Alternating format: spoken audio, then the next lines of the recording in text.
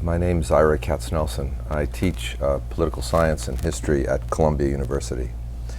But I first met Kian at the New School for Social Research. I had been dean of the graduate faculty until 1989-90, and that year I began a series of workshops on post-war American politics, and particularly the history of post-New Deal Democratic Party with colleagues at the New School. And one day at one of those workshops, a young man, a very vibrant young man, entered and participated in the workshop.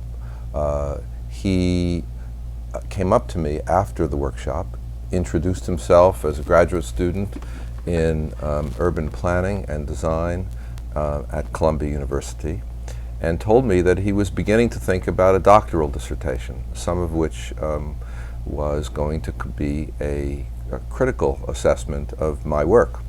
Would I be interested in talking?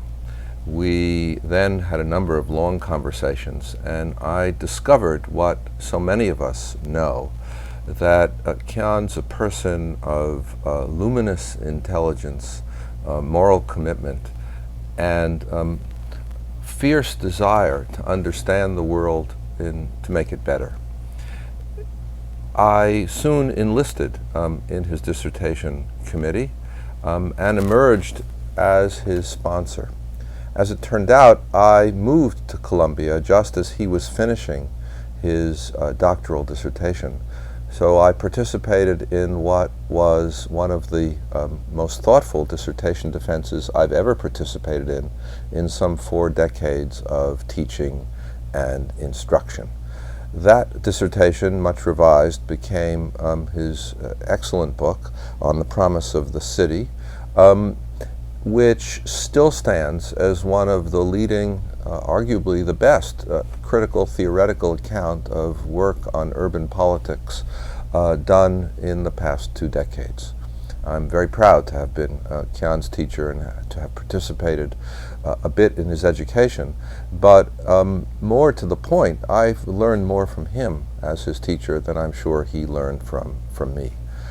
We went on from that teacher-student relationship to become colleagues and friends, colleagues in the sense of intellectual and practical colleagues, as Kian started his teaching career at the New School just after I went north to Columbia.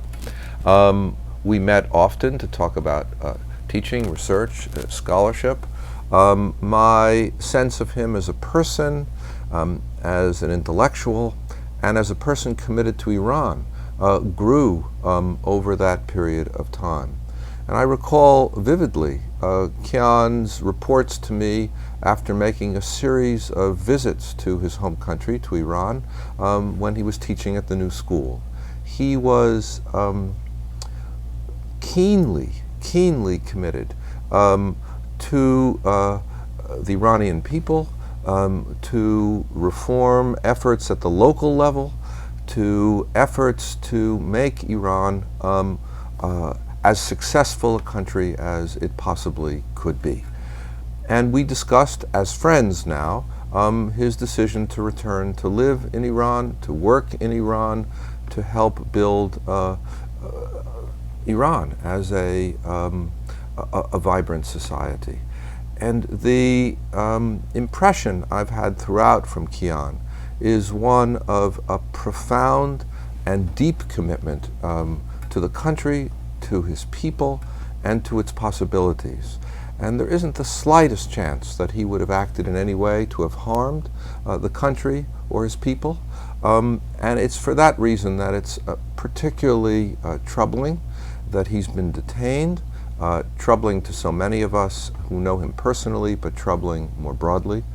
And I and others can only appeal to the good sense, the thoughtful morality of colleagues and politicians and leaders in Iran who are in a position to make the correct judgment and release Kian from detention as soon as possible. His only wish is to serve the country and to serve scholarship more generally. And the kind of person he is, the kind of leader of scholarly life that he is, and the kind of moral individual that he is, all are to the credit of Iran and to his country, and to the future, one hopes, of more congenial relationships between the United States and Iran.